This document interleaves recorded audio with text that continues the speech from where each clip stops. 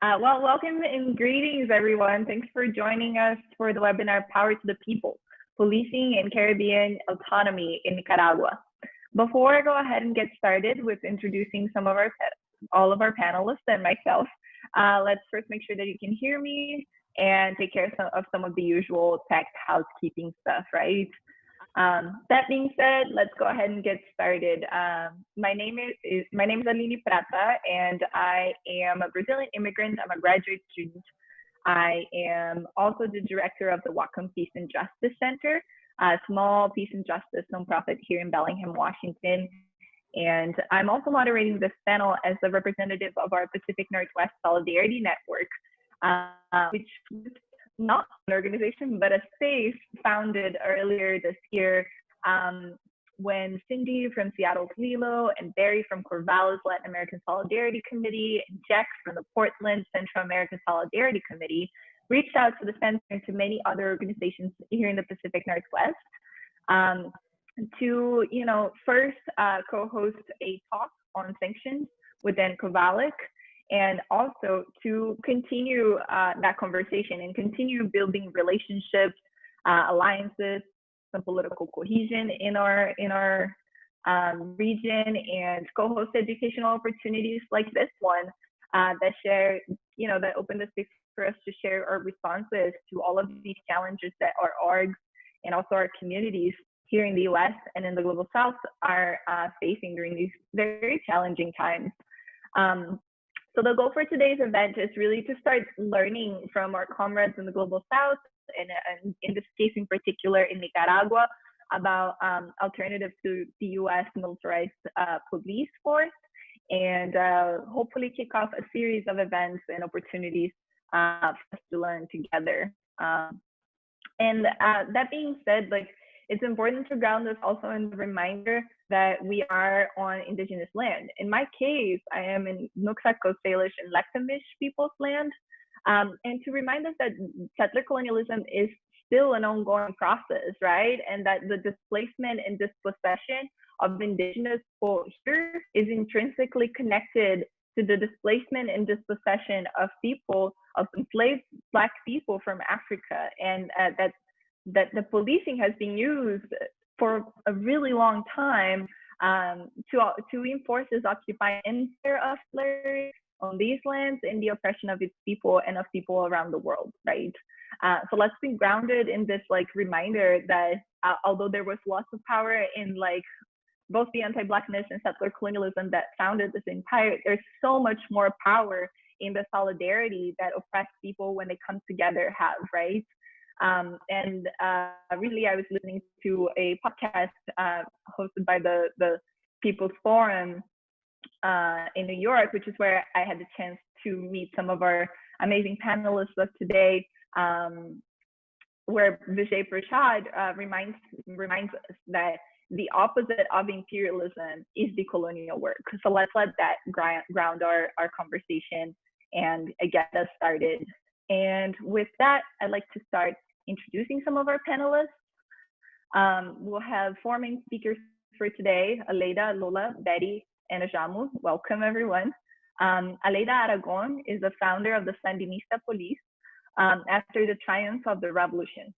Today, she's a practicing elementary school teacher and lawyer who has decades of experience organizing in her barrio and with the National Coordination of Retired Officials, CNOR. Welcome.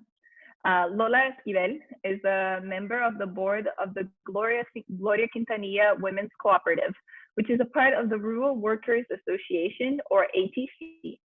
Lola has decades of experience in community organizing and processes to guarantee community safety, especially for women.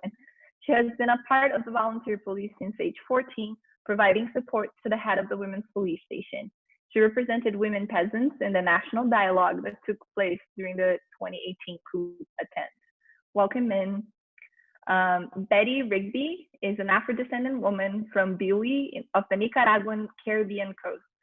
She has a master's degree in social anthropology and was a part of the Intersectorial Commission on Land Bill for Caribbean Coast region for indigenous and Afro-descendant communities from 2003 to 2006. She has lived on the Caribbean coast her entire life and we'll talk about Caribbean coast autonomy and the changes in the Caribbean coast for Black and Indigenous people over time. Welcoming Betty, and finally, Ajamu Baraka is the national organizer of the Black Alliance for Peace and was the 2016 candidate for Vice President, the Green Party ticket. Ajamu is on the administrative committee of the United National Anti-War Coalition, where we actually got a chance to meet in person earlier in February. He is an editor and contributing columnist of the Black Agenda Report and is a veteran grassroots organizer whose roots are in the liberation movement and apartheid in Central American solidarity struggles. I am just so grateful and so honored to be in all of your presences today and to learn from all of you. So thank you so much for joining us. And the way we're going to go about this panel is Aleyda, Lola, and Betty will share remarks first. They each will have 12 to 13 minutes to talk. And then we'll call Ajamu to wrap up what they shared and draw some of the connections and lessons that we can, learn here in the US. And then finally, we'll open the floor for a couple of questions from organizers on the ground and community members. And I just wanted to take a second to apologize ahead of time for not being able to take questions live usually in the chat box because, or at least not as, seeing your faces in the screen. That would be amazing, but we've seen huge rise in Zoom bombing, specifically targeting events like this one. So we just wanted to make sure the focus today was on building our solidarity and learning together. And we invited folks who are doing the work on to ask questions. But if you have any other questions, the panelists, please send them to me and I'll make sure to try to forward them after the webinar. My email is office@whatcompjc.org. Yeah, and then let's go ahead and get started. Aleyda, would you like to go first? Buenas tardes. Good afternoon, good evening. It's almost evening, so excuse me if I sound a little bit hoarse, but I'm going to take this 12 minutes to give you as much information as I can and to interact and to give you information about the work that we have done. We, men and women, have had a big impact on the history of Nicaragua. We're looking at our role. But before I tell you about what we've lived through and how we founded the Sandinista police, which is now known as the National Police, I would like to go back to a history lesson. They say the 1927 when the U.S. intervention began in Nicaragua, and then in 1934, assassination of Augusto Cesar Sandino, the general of free men and women, was when one of the most bloodthirsty dynasties in Latin American history was founded, and that was the Somoza Garcia dynasty. And we started with the first Somoza we called the Old Tacho.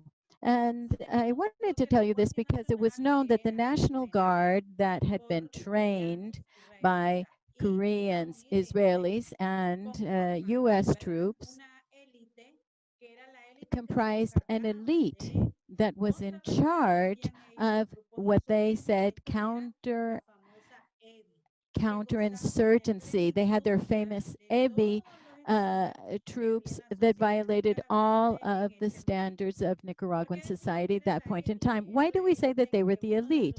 This was the elite, and one of Somoza's sons, the youngest one, Anastasio Somoza Porto Carrera, was in charge of the basic infantry school for the EBI, and this was located in the area of Tizcapa, which you can go and visit now, and you can learn about the history of Nicaragua.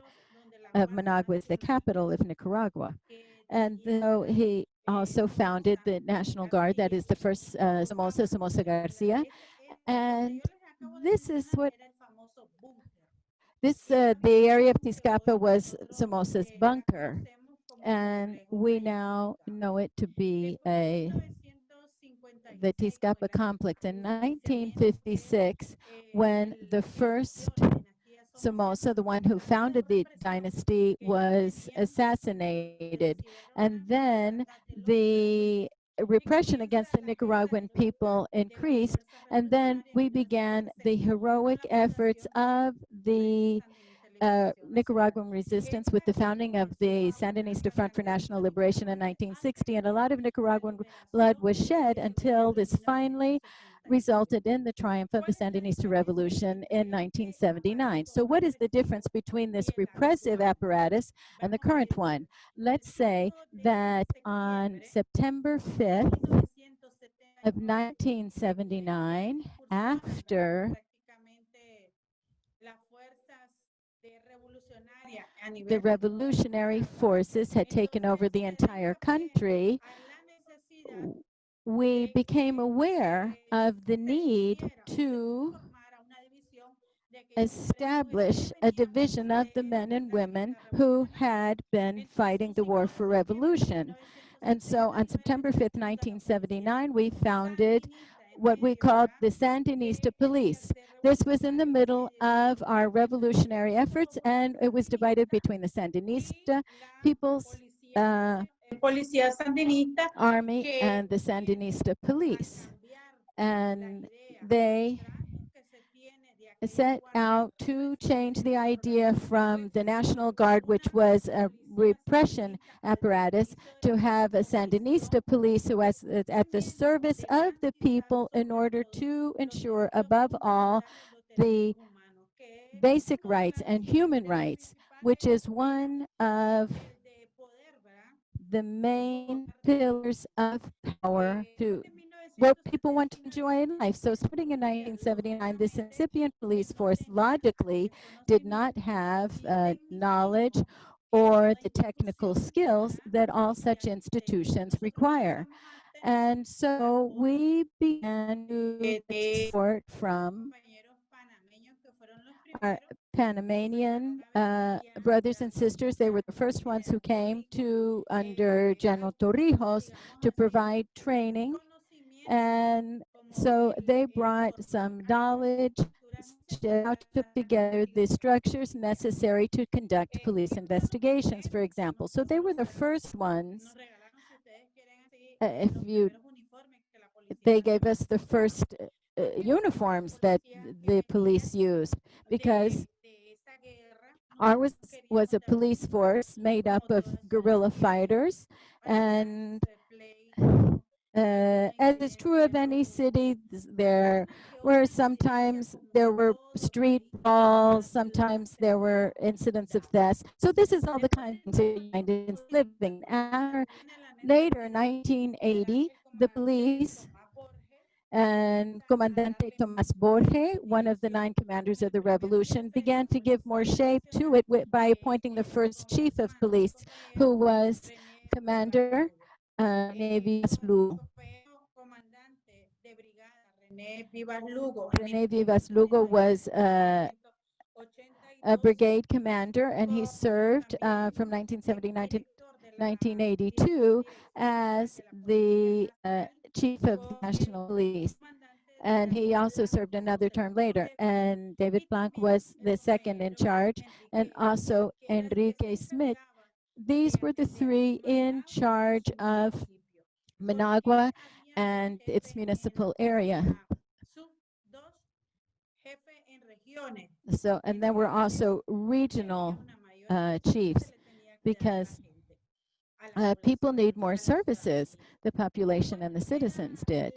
So what was the main mission that we had as the Sandinista police? First, to provide respectful service to our people. Second, to provide service and to investigate any crimes that were reported to us, despite the limitations that we were living under at that point in our history. We didn't have very many police units, because the National Guard, because of the way they were operating at that time, they didn't have that many, but as our population was growing, we saw a need to establish new police stations so that people could, rather the police could more quickly resolve any problems that the population brought to them. Later, we have, after René Vivas Lugo, our second chief was Brigade Commander Walter Ferretti Fonseca. That was from 1982 to 1985. After that period, well, rather during that period, we began to have a more properly trained police force that had more technical skills. And we also received assistance from our Cuban brothers and sisters. And there were some women who headed up some of the divisions that were being created in the police force. By this time, we already had a criminal laboratory, and we also had a laboratory that had ballistics capacity and another national traffic police. So this entire process after the counter-revolutionary wars started, we began to place greater emphasis on the aggression against our people, that is against us. And so we began to design a better strategy. What was the better strategy? First, to defend our territory. This led us to establish the Sandinista Defense Committees. And these Sandinista Defense Committees were organized hand in hand with the National Police. And they were able to better handle the common crime that was occurring at that time. By this time in 1985 through 1988, we had our first female chief of police, and that was Commander Doris Tijerino Alzam, a very dynamic woman who revolutionized the institution in terms of improving the structure and also offering better training for the members of the police. By this time, we had the Sandinista Defense Committees, the CDSs, that were able to give the police information so that each neighborhood and block could be free of any criminal activity. You may recall that there are always incidents and problems, but our greatest strength at that point in time was that our people, the people were organizing ourselves, and this facilitated the work of the police. Also, the Sandinista defense committees helped the police because we did not have enough staff to respond quickly to every incident. So this is when the volunteer police force came about, and they're the ones who helped us as a stronger police force to confront situations. Here we have a picture of me in the uniform that I had at that time when I was just 18 years old, and I really started working on, I became involved in the revolution when I was 15 years old. I took up arms, and I took the path that has led me to where I am in life. And then in 1990, there was a change in the political leadership of our country.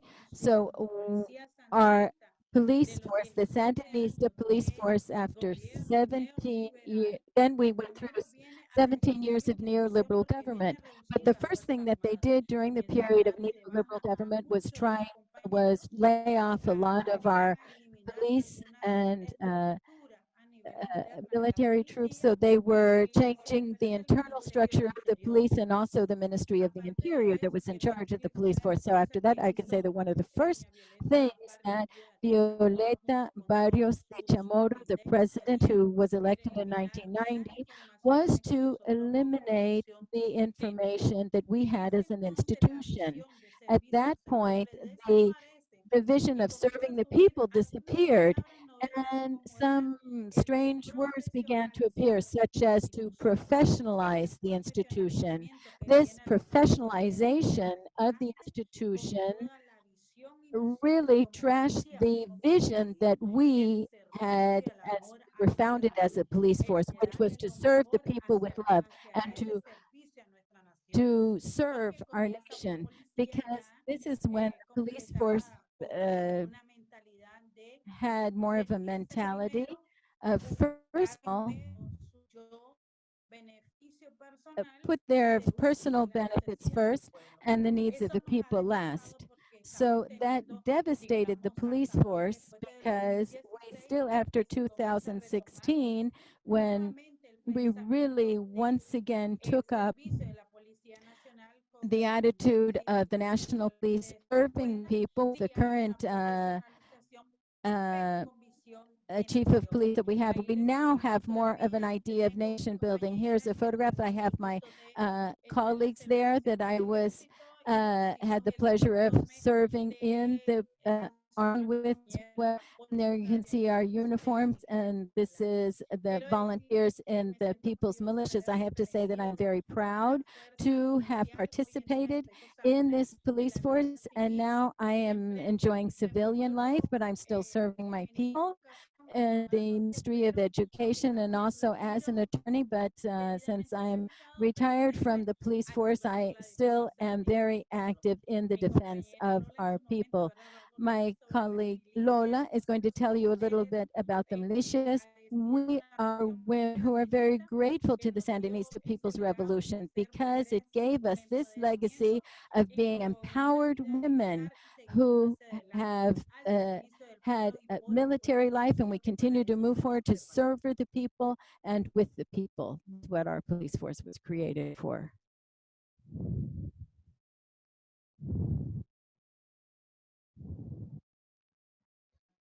Thank you so much, Aleyda, for grounding us in such a historical perspective. Lola, if you would like to go ahead and get started.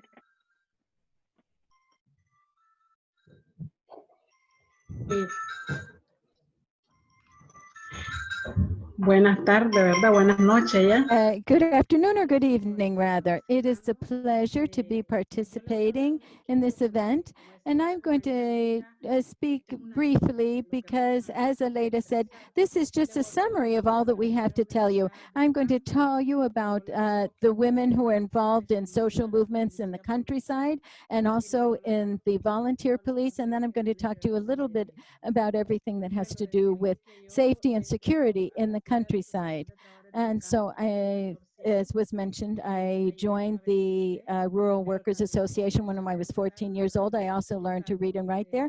And I also became a member of a union, which at that time was called the Germán Pomares Union. I didn't know how to read or write, and I learned to do it in that union because I wanted to be part of the social movement and help other people. But I also learned about our history of struggle since 1979, and all of the problems that women in the countryside faced, because we lived in camps. We didn't have our own homes. We didn't have our own place. We really lived in the workers' camps of these large farms. And so I was an agricultural worker working on coffee and all aspects of coffee growing. That's where I started. And that is where I had the opportunity to defend our rights, particularly as a woman, because I was mistreated by my parents and by my husband.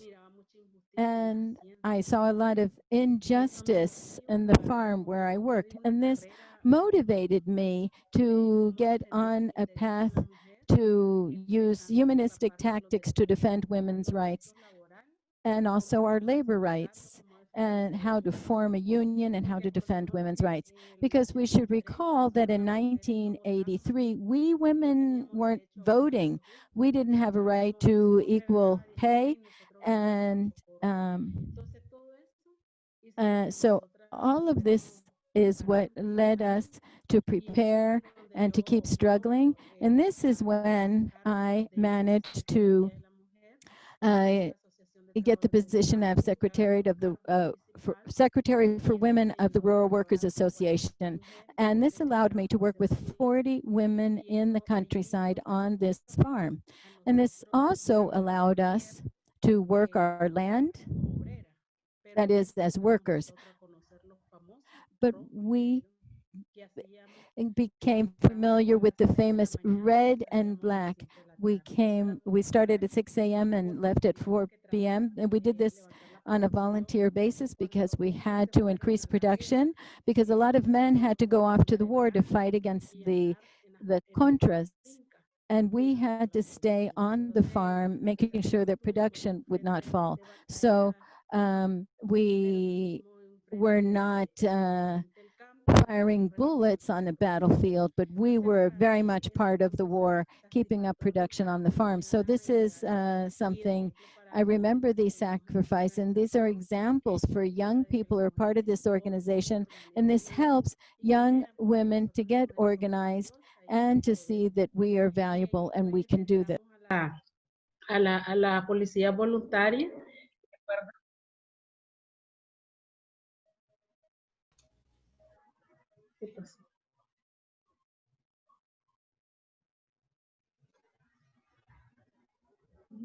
Está bien. Entró la policía voluntaria y me acuerdo de que me dieron una camisa celeste y una gorra, pero esa gorra yo la tenía que sacar en el momento de operación, pero sí, yo era oreja y oído, o sea que yo tenía que, todo lo que yo miraba entre las comunidades, entre la finca, yo lo escribí y tenía un puesto de mando.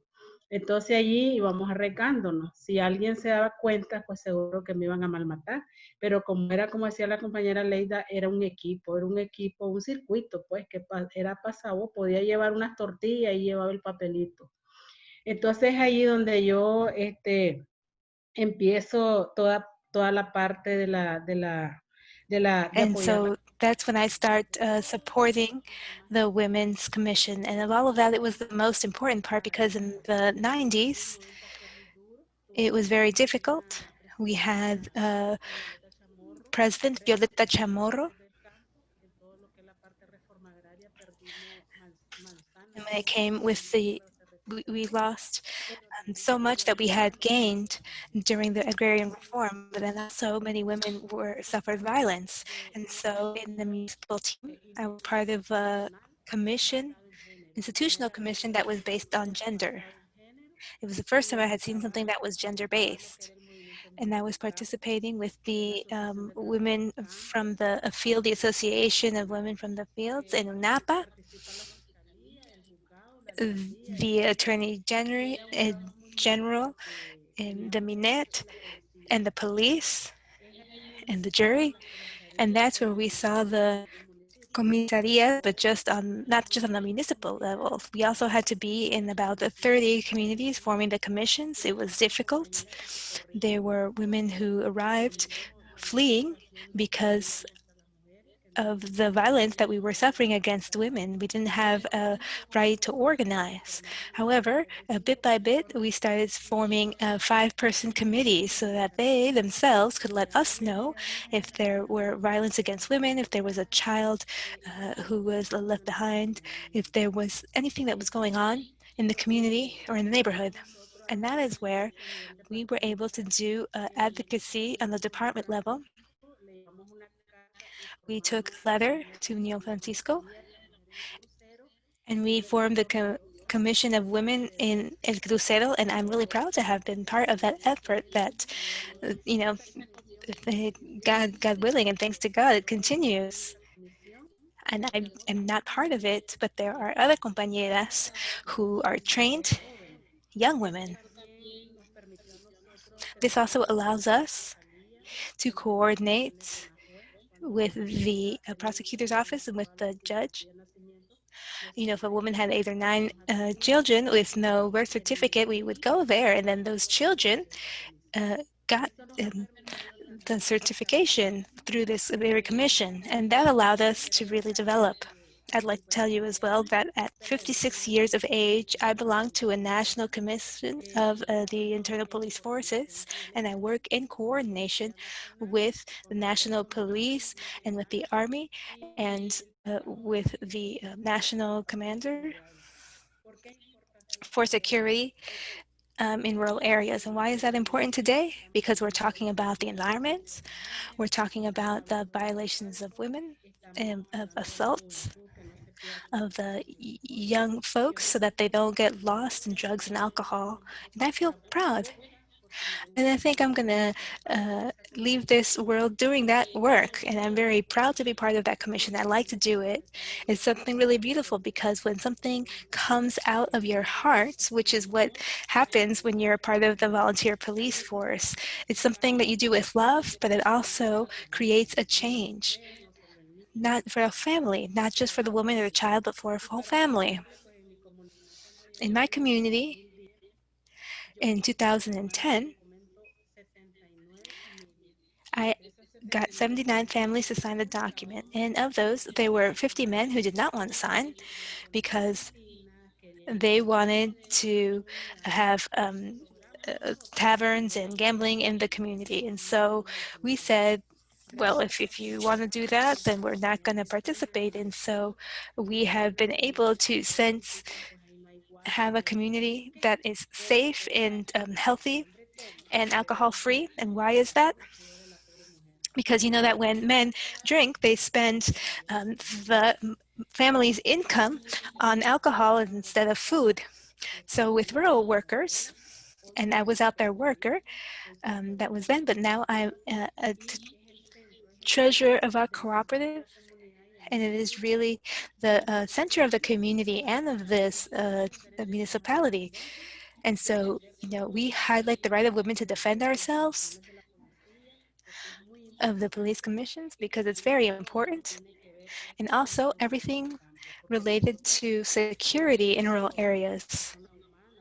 Because we're not just talking about people either, we're talking about the animals in the woods, everything that has to do with our very precious trees. And we very hard to feel it's not, or with those trees, and it's not fair for people from the outside to come and take these resources, the water, the rivers. So to this day, we continue working, and we want to tell you that we have now 40 women, and of those 40, there are 20 who are younger women from 16 to 20 years of age, and they participate in these commissions that I've mentioned to you,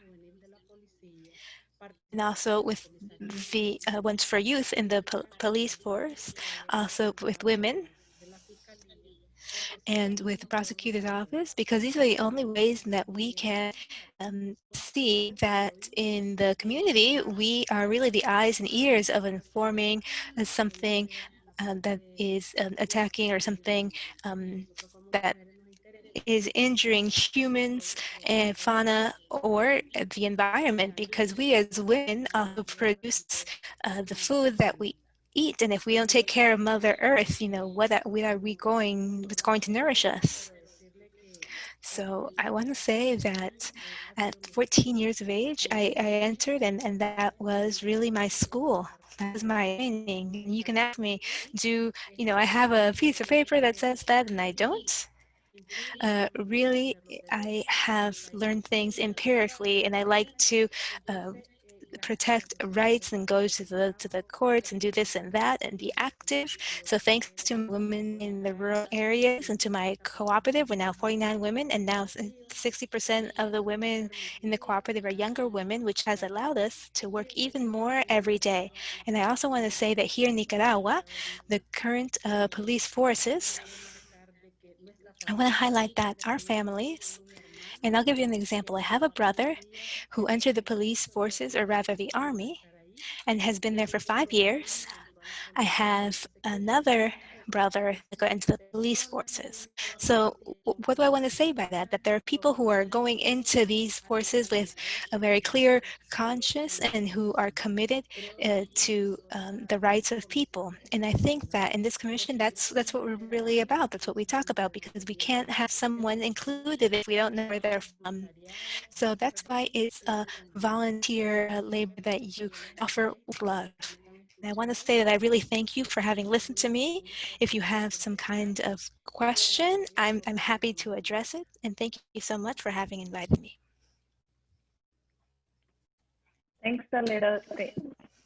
Not Aleyda, sorry, Lola. Thanks, Lola, and thanks for sharing so much of your trajectory and your work, compañera.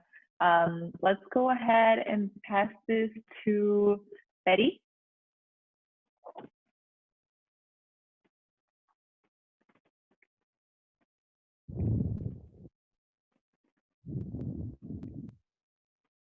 Betty, you're muted.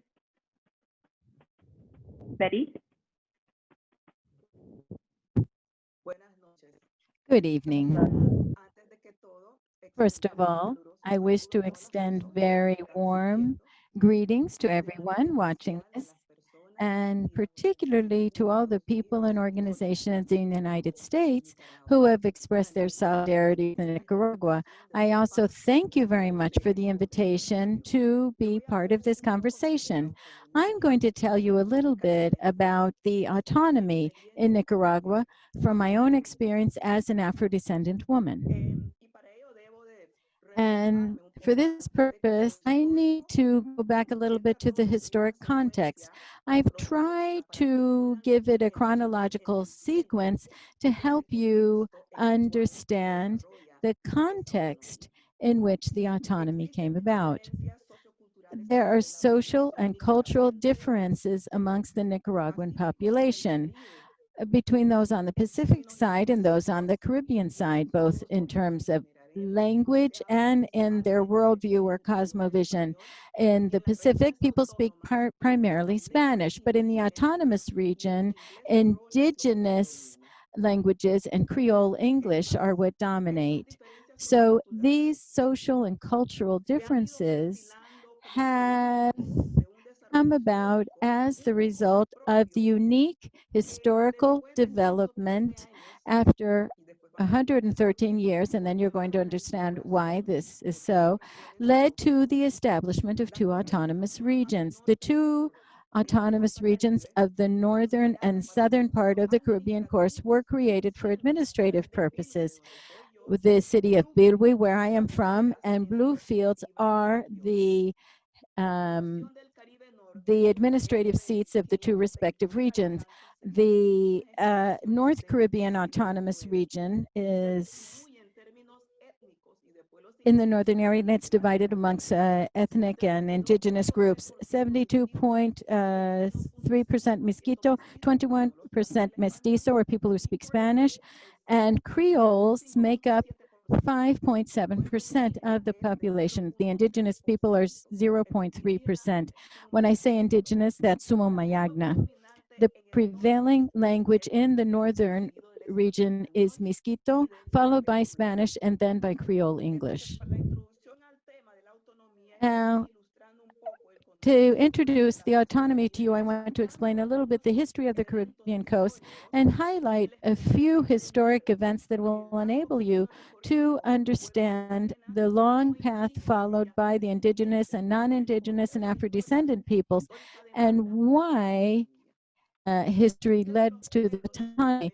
History of our peoples is a key element for analyzing our demands and from where these come about and why this is so important for our collective development. Until 1994, the territory that comprises the two autonomous regions, the North and South, were called Mosquitia, and this was under the political domination of England and was represented by a monarchy. This is 1894, rather.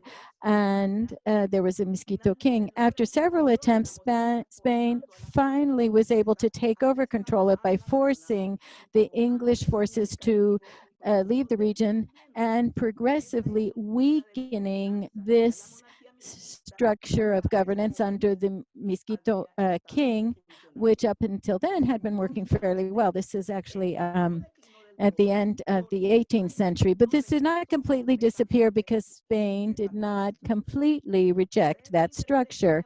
So it was Spain's interest in La Mosquitia.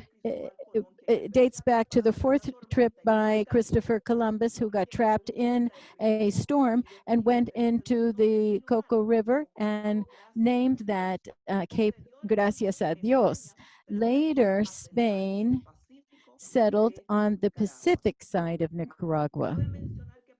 We should also mention that thanks to the strong partnership between, or rather alliances between the English, the Mosquito, and the Afro-descendants, they were able to, those people considered themselves subjects of England, with all of the implications that this historic and cultural tie brought about, this feeling of belonging to meant that they flew the British flag in this indigenous territory at all times. And they thus reinforced these ties and this identity up until 1820. It wasn't until 1821 when Nicaragua gained its independence from Spain, along with the other countries of Central America. Then, more than 20 years later, England, that had been dislodged by Spain, once again approached the Mosquito territory, saying that their intent was just to help the Mosquito Indians and recover their political dominion under a protectorate. And for this purpose, they designated a diplomatic representative to the Mosquito Kingdom. The presence of England in Mosquitia gave rise to conflicts with the new Republic of Nicaragua and with the United States that had interests in controlling an interoceanic route through the Lake Managua. They put an end to this with the signing of the Managua Treaty, or the Ceylon White Treaty, in which England finally agreed that Nicaragua had sovereignty over the Mosquito territory. This treaty had some very important clauses to ensure protection of the Mosquito population and all of the population in general in this territory against any external threats, including, amongst other things, that the country, which up until that time, the Mosquito people were to have right to this territory no matter what the borderline. They had the right to govern themselves according to their own customs and according to the rules that they may adopt, as long as these were not incompatible with the sovereign rights of the Republic of Nicaragua. But having signed this agreement did not prevent the Nicaraguan government from perpetrating abuses, and the military force abused this territory, which led to a deterioration in relations between the Mosquito monarchy and the governments in turn. There was a lot of looting of the natural resources and land takeovers. This hindered Nicaraguan sovereignty. Despite this history of abuse for their rights, and far from discouraging the Mosquito people's desire for autonomy, it became stronger over time, and it endured in the collective memory and led to a feeling of antagonism and continuous resistance to the Nicaraguan government, conceived as a government that did not speak English, but rather Spanish. The Mosquito authorities brought up their claims continuously and made countless diplomatic gestures between Nicaragua and England. And these parties signed another treaty, which was called the Harrison-Altamirano Treaty, which reaffirmed the right to incorporate Mosquito territory as part of the country of Nicaragua. This treaty led both countries to nullify the Managua Treaty from before, but with this new treaty, they expanded other rights that reinforced, in addition to what was already established, that committed the Nicaraguan government to give the Mosquito Indians a 50-year extension from exemption from military service, and it said that in this treaty that this was based on they could govern themselves based on their own country, customs, as long as those did not violate the laws of the country and public morality. Those are the words of the treaty. They also had the right to a 2-year postponement to legalize their rights to the property they had acquired according to the rules which up until that time had governed the territory before 1894. So this property included the recognition of rights to the land for all inhabitants of the Mosquito territory, both indigenous and non-indigenous, and for this they established land titling criteria. The Harrison-Altamirano Treaty laid the foundations for some indigenous communities to get real land titles, and the titling process was not completed due to the problems and the weather conditions, and because it was very difficult to access all of the land that the indigenous people were claiming at that point in time. However, this demand remained on the agenda for collective rights, and they continuously demanded this of the government in subsequent years. That's what the coastal people were saying. So this is the historic background, which over the years became part of the collective memory of the inhabitants of the Mosquito territory, and this was handed down from one generation to the next. There are numerous letters that prove the persistent demands placed on the Nicaraguan governments in order to enforce the commitments undertaken in this territory. And to the offense of the coastal inhabitants, they named this part of Nicaraguan territory after Celaya, somebody who had caused so many violations of the rights that they had enjoyed up until 1894.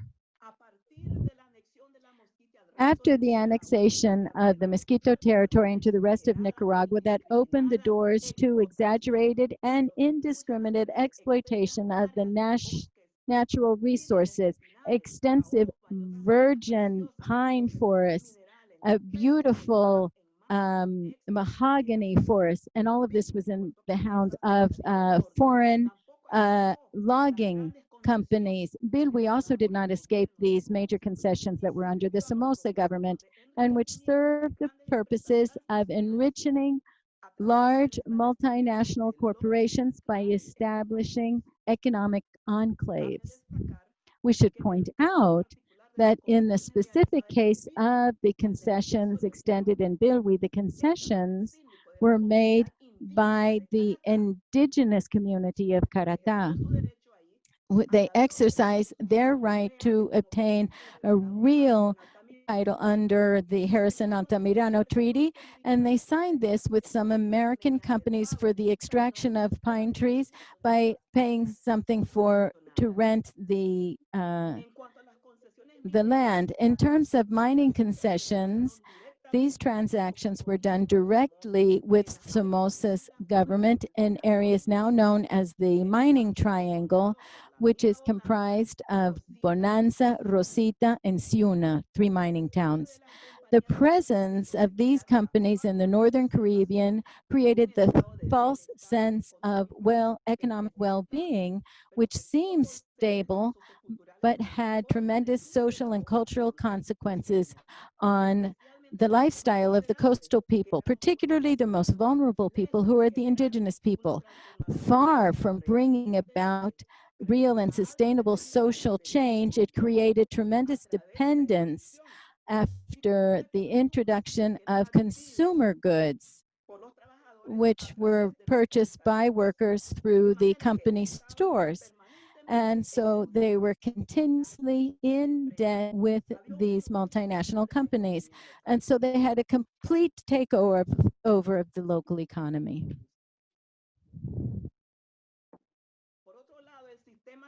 In addition, the local system that characterized the community economy, which was one of trade and bartering and exchanging of goods, this was transformed into a monetized system. When these companies began to leave Bilwi because of the global recession and the disease that plagued the banana plantations, and also changes in the international market, a lot of that basic infrastructure that these companies had created to facilitate their extractive work were also removed. Given a lack of sources of employment, there were waves of migration of the Creole and Mosquito populations, primarily towards the interior of the country and also outside of the country, while the indigenous people returned to their communities of origin, their traditional practices of subsistence agriculture, hunting, and fishing, and the local economy continued to deteriorate. while basic services were at a tremendous deficit, including water, education, and electricity. And we lost our education in English that existed up until then. And at that point, the public schools began to teach in Spanish. Some mestizos and Creoles wanted to continue with this extractive activity, but this did not help the local economy very much. It led to an growing impoverishment of the indigenous communities primarily, and complete abandonment of the coastal peoples by the central government. The Caribbean coast continued to have its back turned by the Pacific government, and we were forgot and left as second-class citizens, if not wiped out. And the political and economic agenda of the coastal peoples, which could be summarized in the self-government and the search for genuine participation in our national history, which for us was nothing but a utopian idea. Under the Somoza regime, there were homogenous public policies. In other words, they did not have any respect for the unique cultural aspects of the Caribbean peoples, and therefore it was never consistent with the social and economic reality or the territorial identity of the Caribbean peoples. We never felt the presence of the government there. These policies, these government policies were contradictory to our history of a desire of autonomy for the Afro-descendant and indigenous people. They simply sought to integrate everybody, to assimilate us all into the rest of the country and make the whole country homogeneous.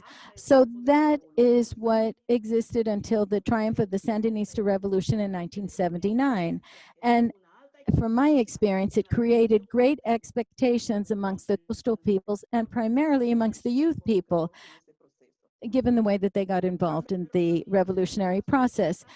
Since the overthrow of the Somoza dictatorship in 1979, the Sandinista People's Revolution opened up a new space in which social groups could negotiate their social progress. No government had ever sat down to listen to the different voices as the revolutionary government did, which created our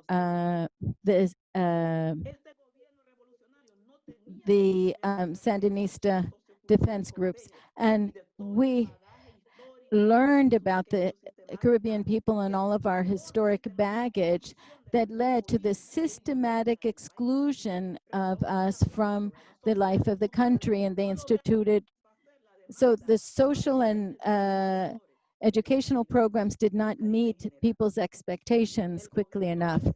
The government felt that the demand for self-governance as a threat to the incipient revolutionary government that was just beginning to take shape.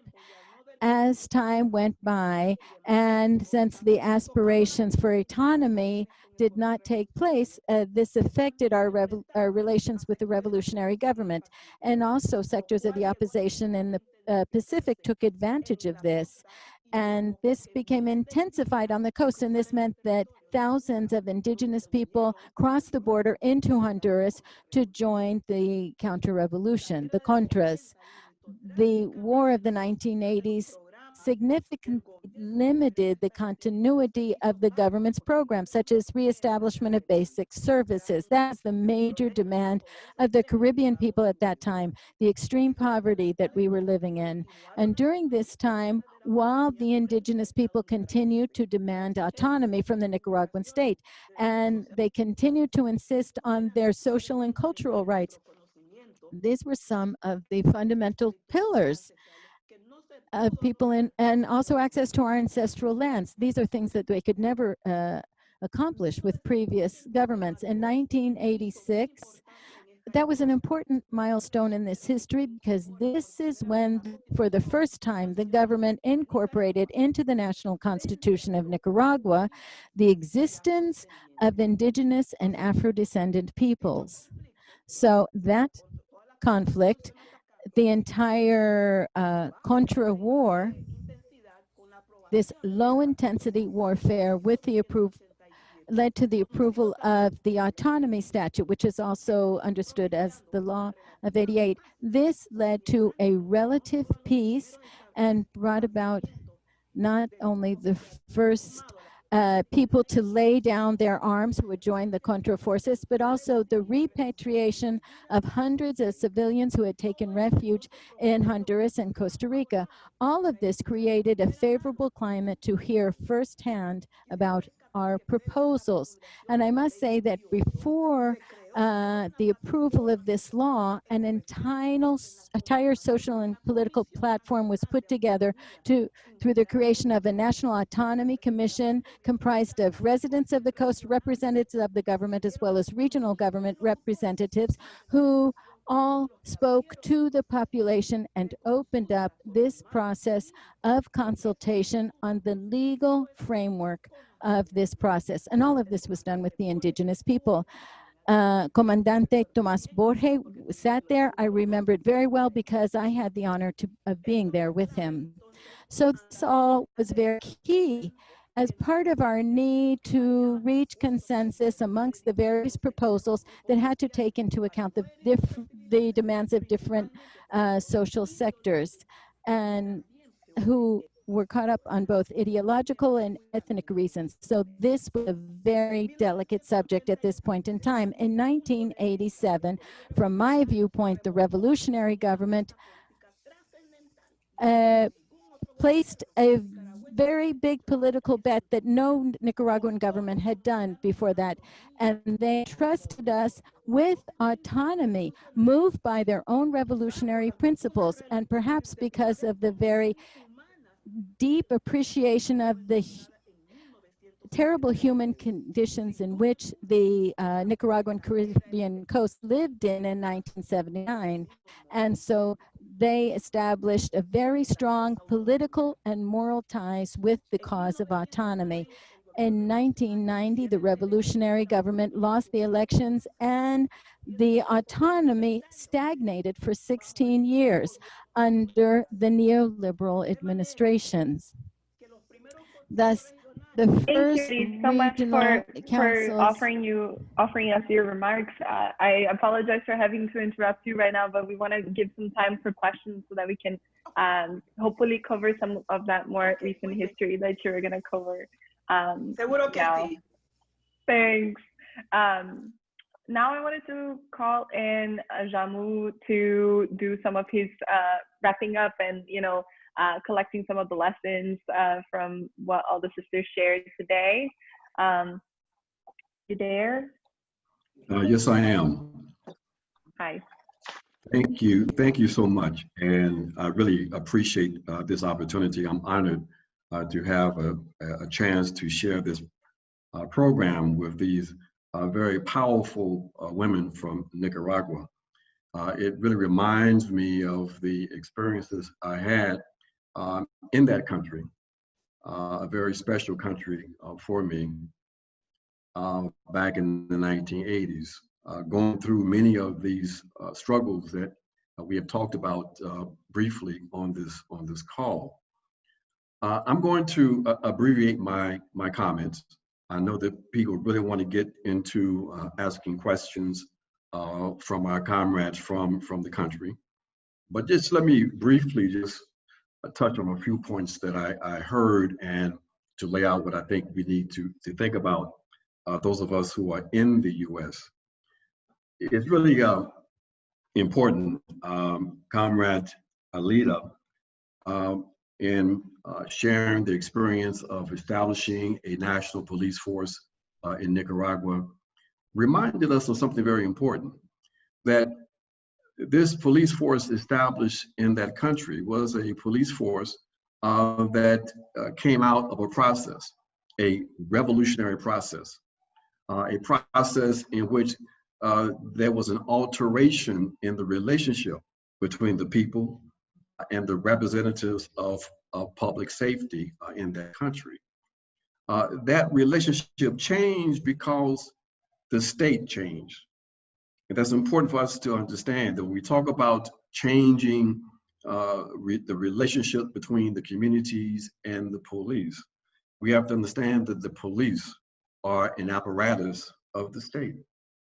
And if one is serious and wants to change that relationship, then it quite naturally follows that one has to be prepared to, in fact, change the nature of the state. Let's be very, very clear about that, because there's no reform that many of us attempt to try to push in the US, believing that we're going to fundamentally change the nature of the police forces in this country without addressing the issue and the question of the state. When we see police forces in the US and they say they are there to protect and to serve, that's not the people. They're there to protect and to serve the interests of capital. So that lesson is fundamentally important that we have to always embrace.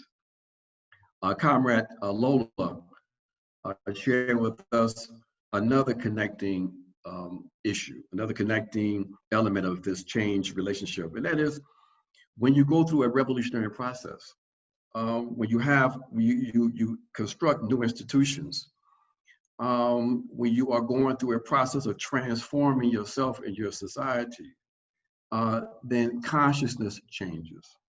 And when you have an organized community, an organized people, you transform consciousness and you will see transformations in the society, including the dissipation of what we refer to as crime. And that's, again, a very important element to touch on. Comrade Betty, we really appreciate the thorough history that you shared with us relating to the autonomy process. I had a chance in the 1980s, we helped to organize a series of brigades or delegations into Nicaragua. We called them the Martin Luther King Peace Brigades. And we brought people into the country, primarily Black people, African people, so that we could learn about what was unfolding in that country. We spent a tremendous amount of time on the Atlantic coast and had a chance to participate in those early conversations around the autonomy process, what that might look like, and some of the tremendous challenges in addressing that process and trying to construct something that would be of benefit to the people on the Atlantic coast. We understand that it was not and is not a perfect process, but we also recognize too that it is one of the most advanced attempts in so-called Latin America to address with the multicultural or plural national nature of the many societies we have in Latin America that are very similar to what we have in Nicaragua. So that's a very positive contribution, a model that we will continue to study for ourselves and for everybody throughout the so-called Americas. Now for us, my friends, what we have to talk about in terms of Nicaragua is to take away some very important things. We have heard about this in that country. I think it's important for us to understand that that process is unfolding and it is their process. The question we have to ask for ourselves, being in the US, in the belly of the beast, at the center of empire, and that is, what is our responsibility vis-a-vis that process in Nicaragua and really in any other place in the world. And we say very clearly that our responsibility is to put a brake on the imperialist interventions by this state, that no matter what kinds of challenges, what kinds of contradictions these various countries, these various nations face, it is the processes, and those processes have to be respected. We have to do that, my friends, because the aggressive imperial policy of the United States of America is resulting in real suffering for millions of people around the world and millions of people in our Americas, in this region. We have to do that because we have to understand that we cannot hope to address the contradictions of the US state domestically without understanding what this state is doing beyond its borders. Understand that we are looking at one system, one guided by one state. So you're not going to win relief in the US while you are silent vis-a-vis what the US criminal activity of the US state is involved in globally. We have to make those connections because the enemy is quite clear. When Mike Pompeo talks about re-embracing the Monroe Doctrine, we understand what that means for those of us in the Americas. The Monroe Doctrine is another expression of white supremacy. It is the extension of the concept of the doctrine of manifest destiny, the justification used by the US settler state in its criminal march across the territory that became the United States of America, as it conquered and subjugated the peoples of that territory, as it enslaved Africans in order to build its empire. So we understand what they mean when they re-embrace these kinds of white supremacist terms. And that's why we say very clearly that for us, we name the enemy. And the enemy for us is this pan-European white supremacist colonial capitalist patriarchy that developed beginning in 1492, where European forces, European powers spilled out of Europe and invaded the Americas. And that the material basis for white supremacy is where we have to aim our target and understand that we're not going to reform this process, reform these relationships between the white West and the rest of us until that material basis is in fact removed. The contradictions of today is not just between the bourgeoisie, the capitalists, and the working class. That's important. It's still a very important factor. But the major contradiction today, my friends, is between the bourgeoisie, the capitalist class, and the rest of us, collective global humanity. And these folks understand that, and that's why in their documents, in their national security strategies, they say very clearly that they're committed to full spectrum dominance, and to maintain that full spectrum dominance, they're going to engage in any means necessary to advance their hegemony.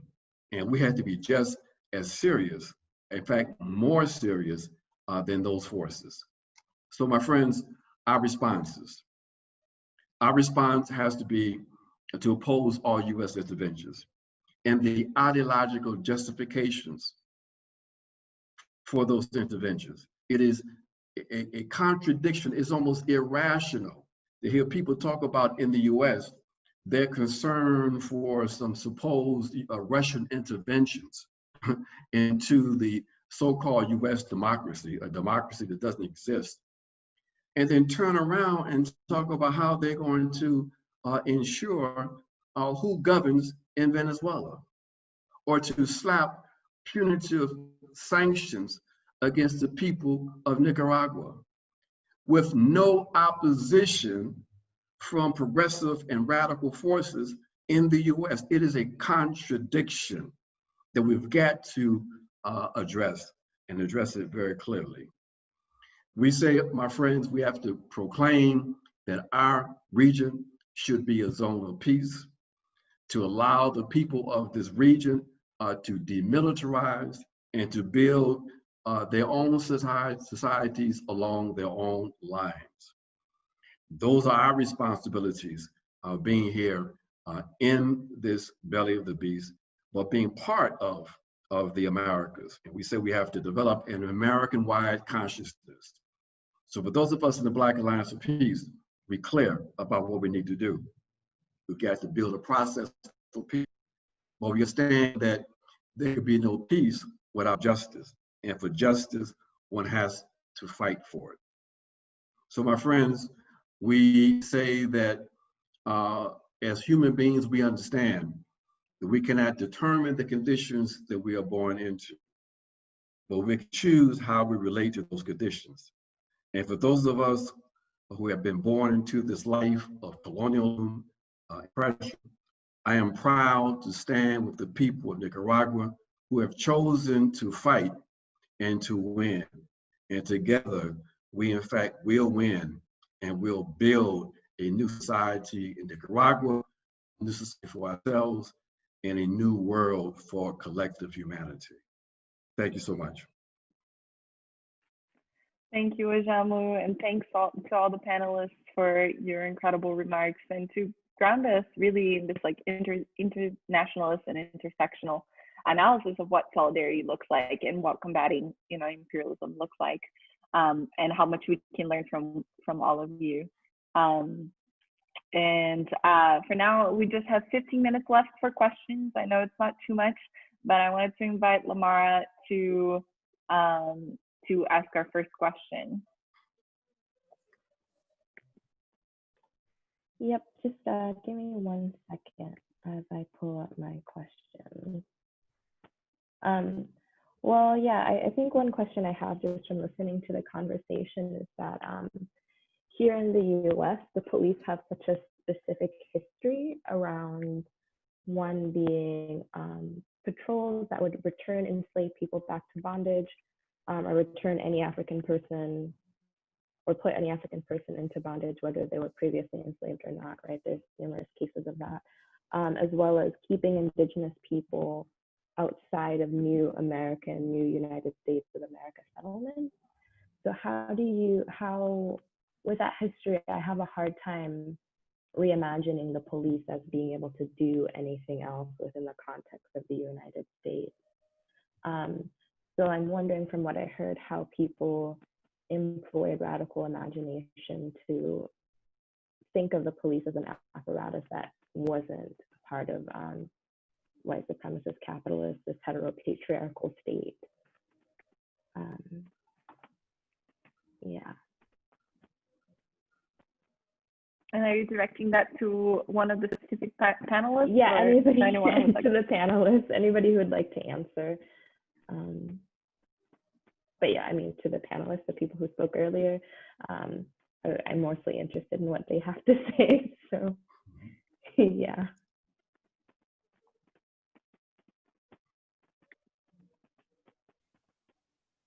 Solo quiero compartir lo siguiente. I'd just like to share this with you. For the police to not be repressive, it has to be part of their political and ideological training of serving the people. Before shooting any weapon or killing somebody, before doing this in cold blood, you first have to do all the preventive work to understand that that life was worth a lot more than yours, and that you are offering your service out of love for the well-being of your people. For this police officer, for the police to not be a coercive body, there has to be very humanistic training of the police officers with a vocation for service. When you have a democratic, quote-unquote democratic country like the United States, you will see them as in a new way once you have a democratic government. Thank you. Anyone else would want to add anything to this, to Aleyda's comments?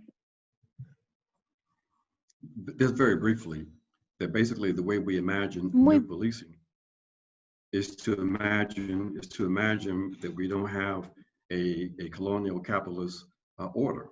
That when we have a new system, there will be new relationships between the people and all of the apparatuses that the people in fact develop. The public safety and the police, these are not permanent institutions. These are things that reflect the current class relations in any particular society. So capitalism and the colonial capitalist system, they're not permanent relationships, they're not permanent institutions. And our imagination is one in which we imagine transcending the present.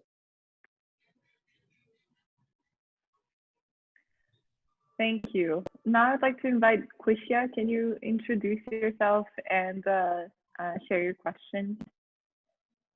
Sure. Good evening, good afternoon, everyone. Very honored to be here representing PACA, Pan-African Community Action. We are a group of Africans organizing to build community-based power led by the most impacted. We're based in the belly button of the belly of the beast, Washington, D.C. So first and foremost, thank you so much, Betty, Aleyda, and Lola for your comments. Very, very informative. And if we have some free minutes, Betty, maybe you can finish your history of what you've experienced. But my question, so at PACA, we believe in community control police. And that's because political education is very important to us.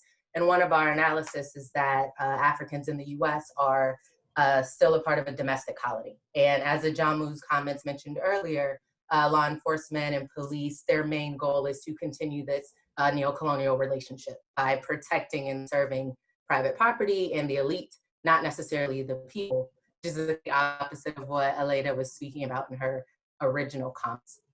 So I say all this to ask a question, because in the US right now, we have this debate, well, not debate because we believe in community control, there's no other way, but there's also the call to defund the police and the question of abolishing the police.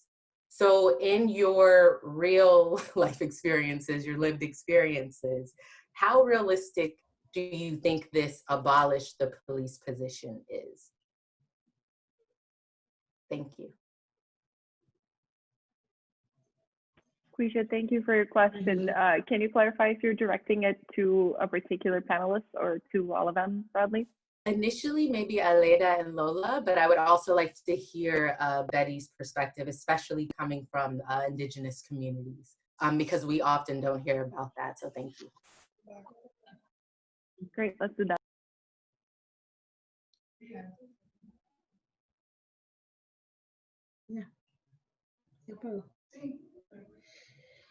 Yeah, I can answer. I'd just like to tell you that in Nicaragua, abolishing the police would be a disaster for us because, as we say, since we have the police that came out of the Sandinista revolution, we are the conscience of the people. And in fact, when incidents occur, marches, or there's a robbery in a community, we go to the police to provide information to help capture the perpetrators, but in a coordinated fashion. And the police that we have are polite, they're trained, they're educated, and they work hand in hand with the volunteers, which is all of us. We are the eyes and ears. And so I believe that in the United States, as colleague was saying here, you have your arm in your police, but they do not have the conscience that we have in our police in Nicaragua. It's a totally different situation.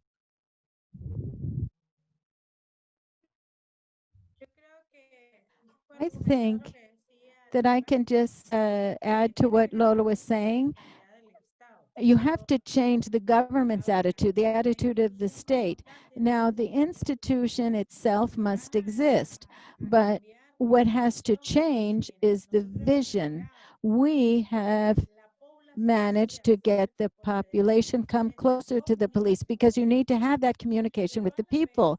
But at the same time, the police as an institution has organized itself, and there's a whole chain of information to respond to the public's needs whenever a police incident occurs. Now, what happens? It's back to what I was saying before. If we do not have this vision and this conscience to serve the population, you're never going to have that level of communication. And this is why, because Nicaragua responds more quickly when something happens that the people don't like. The people themselves help put together the evidence and facilitate the police's job. And that doesn't happen in very many countries. So that's the mentality under which we were created. This comes from the state. That's all I wanted to say.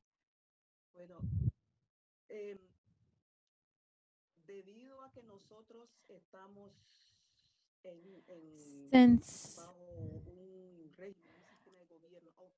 we are living under an autonomous government, in the case of the Caribbean coast, the police have adjusted themselves to this context. So what we talk about is generally having the community police force.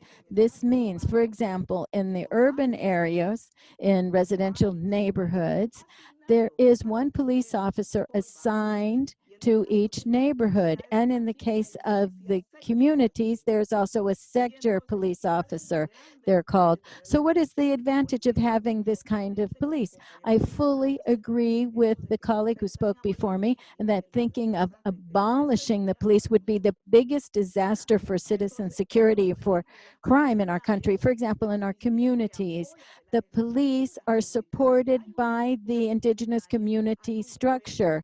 There is a judge, they have a community assembly, there's an elders council, there is a very well coordinated system of community justice in which there's no problem or conflict there. So first of all, the community association is the first one that results. For example, if a crime occurs in a community, a very serious one, and it goes beyond this level, then it gets channeled through the police. This means that it needs to go through a different process, that the community government can't handle it. The police are very active there. At meetings, for example, with the regional government, the police always participate. They participate in our projects because as the government's projects are implemented in communities and in neighborhoods, the police are present to see firsthand if there are any complaints over any issue that might arise. So there's very close ties between the police and the regional government there. Logically, problems occur because there's no perfection anywhere. But the police at the beginning, and particularly, I would say, the profile of the community police force has been strengthened over the last 5 years. And there's a whole learning process going both on the part of the citizens and by the police themselves, because they participate in human rights workshops. They participate in workshops in which they talk about violence against women, for example, and they talk about children. So there is an entire gradual process underway to create this understanding between the citizens and the police, specifically in the case of the Caribbean autonomous regions.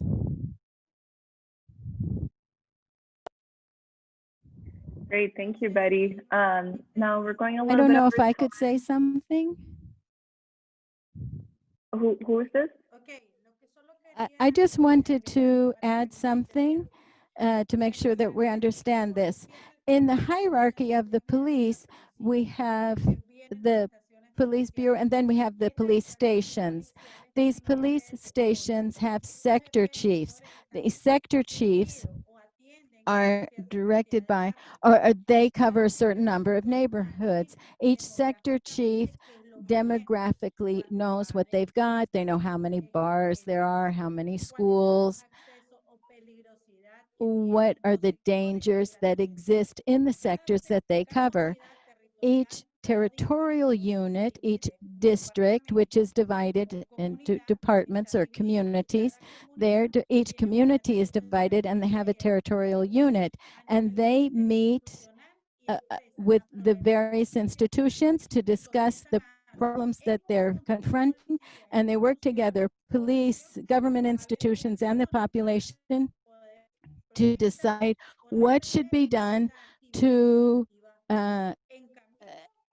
put an end to criminal activity that's either underway or which might happen. For example, for young people, young kids at risk, we have the Ministry of the Interior, we have the Ministry of Education, we have families, and we have other institutions that respond to the needs. So this is the community, government institutions working in coordinated fashion, so you understand how this works. Thank you, Aleyda, and thank all the panelists for sharing their thoughts with us. I just wanted to give Ajamu the chance to ask any questions that he might have before we wrap this up. Well, Well, let me make a comment then as we transition to that very important last question or set of questions. I think what's important to point out, and it's quite, I think, stark and obvious, is that we are talking with 3 women who are part of a process where they have, in fact, state power. And they are going through a process of transforming their societies, which is fundamentally different than where we are coming from, who have no state power, who are just really beginning to understand what the state is. There's still this massive confusion around what the state is. And so we have to remind ourselves as we try to understand these things, understand the historical task that we have, that when we talk about white supremacy, the capitalist economy, and the state, they are interconnected. The state includes the police, the laws, the courts, the prisons. All of these are interrelated. One cannot get rid of one aspect of the state without getting rid of the entire state. Our task is to dismantle the capitalist state in order to build a new society. Then the questions in terms of those kinds of relationships become a whole different set of questions. And we can really begin to imagine something new. Right now it's a little foggy because we are talking about trying to reform a state where their fundamental interests are opposed to us and is embedded in how the state is organized. So my question then, if so I have a chance to ask the question, really, I'm so glad. Let me pull this question up real quick.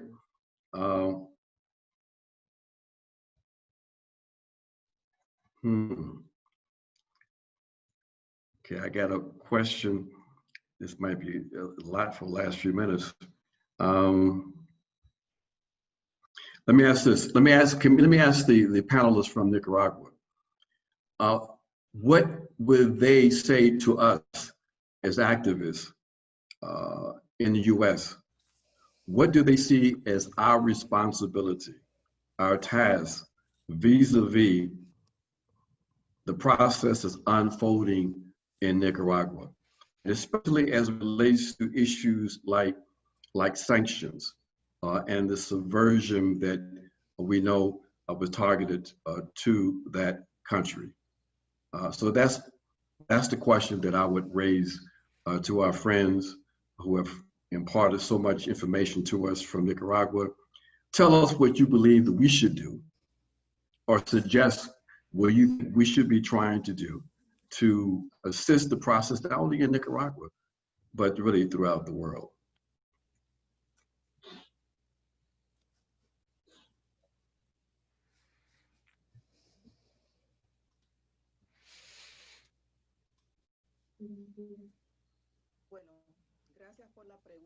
Well, thank you so much for that question.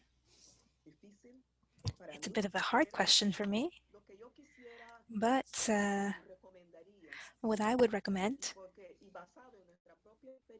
based on our own experience of how we were able to get autonomy after 133 years, we know that no process is easy.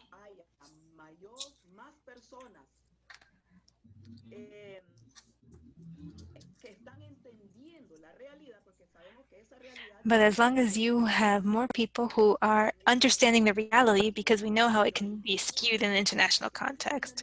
Because I've heard there are things people say about Nicaragua that just have nothing to do with reality. So if we can get more involvement and more awareness that, number one, there's an injustice, and number two,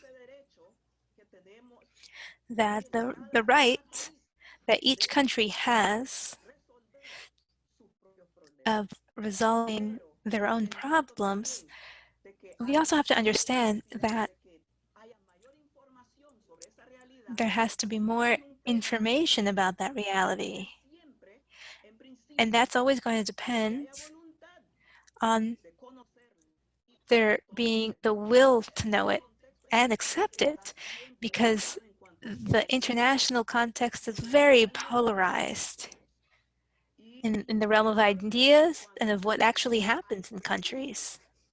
And when there's resources, and I need to put it this way, there are resources that contribute for there to be even more misinformation about a reality. And that didn't happen to us now, it happened to us in the 80s.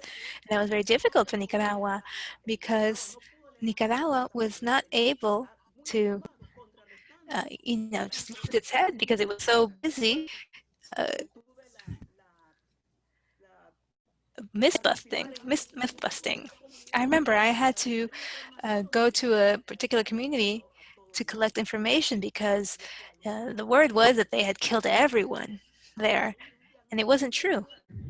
So I went to do this study, and then I tried to publish this information through magazines that could go and shed light on the reality, because the indigenous topic, which has always been something very sensitive, it was used as used to say that human rights were being violated here.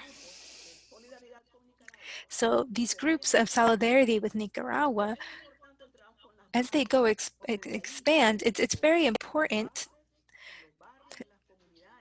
to keep in mind the grassroots work that happens in neighborhoods and communities. Nicaragua also has to generate more information. And in the Caribbean coast, for example, this was a serious problem because there wasn't any real information about what happens here. And so, anyone could say, X, Y, or Z was happening when that really wasn't the case. So more than anything, what's necessary is to really produce more accurate information. And also strengthening links between groups in solidarity with Nicaragua and grassroots groups here in Nicaragua. And that would really help a lot. And that's what I would comment in that regard.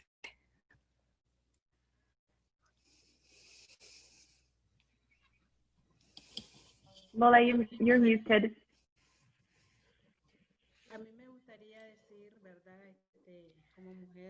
I would like to say that as a rural woman, my heart breaks because everything that's said on the international stage are lies. And there are many things that affect us, especially as women. And so as to sanctions, we have a saying that's, you wash your dirty laundry at home. And so the United States doesn't like for Nicaragua to comment on what's happening there now. They don't want to recognize their own dirty laundry. And so what could be what could be done then? Communication and saying the truth. Because, you'll hear, oh, there's so many dead and this happened, and it was a lie. Also, a lot of young people, older people, we don't really know how to use what happens on, on these social networks, on the Facebooks and this. So what you could contribute is communications and this as well. If we can find people that can talk about your realities, we can also say they're suffering and you have to struggle. It's been a very long road for us, very difficult, but we've been able to make it, and so can you. Being more organized, communicating more, and really having the support of the people.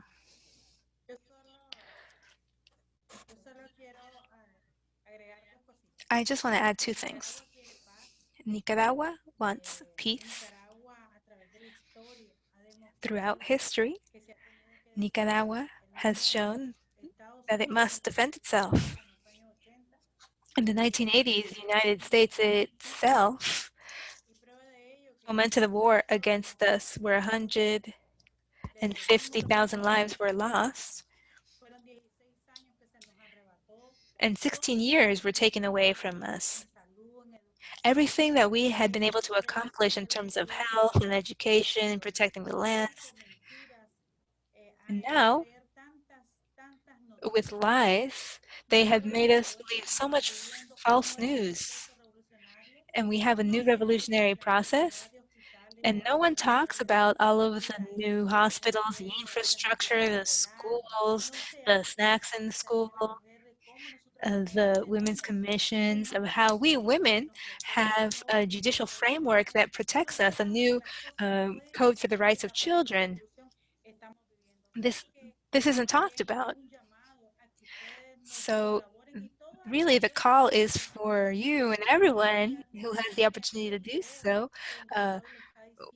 collaborate with us by looking all these, put out the videos and the information that we put out to really absorb that. And when the borders are opened and when the airports are opened once more, it'd be great if people could visit us and see that what we have here is a people that is motivated to continue growing their economy and growing the programs that allow the people to eradicate poverty and extreme poverty that has been left to us.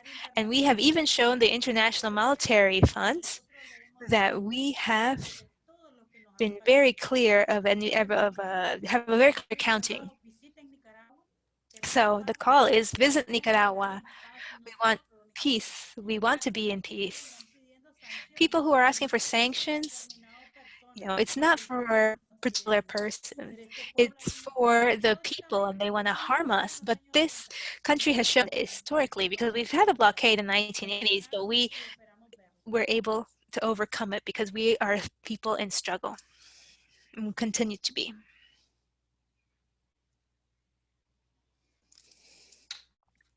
Wonderful, wonderful. I wish I could listen to all of you for the rest of the night. I am just so grateful to be in this space with all of you, and am really thankful for Ajamu, Queshia, and Lamarra's questions, and also to Lola, Betty, and Aleyda for joining us across borders tonight. I learned so much from all of you today, and I just would like to take a minute to also thank our speakers, interpreters, tech personnel, and the sponsors who made tonight possible. Our sponsor list includes the Pacific Northwest Solidarity Network, Friends of the ATC, Friends of Latin America in Maryland, Black Alliance for Peace, Pan-African Community Action, Whatcom Peace and Justice Center, Portland Central America Solidarity Committee, Legacy of Equality, Leadership, and Organizing, LELO, Whatcom Democratic Socialists of America, and the Bellingham Alternative Library. And a special thanks, of course, to Friends of ATC for doing all the technical work and supporting us in connecting with our Nicaraguan panelists in this virtual platform, and also for recruiting them as speakers and ensuring that they have good internet connection tonight. It's such a pleasure to meet all of you and to be in the space with you.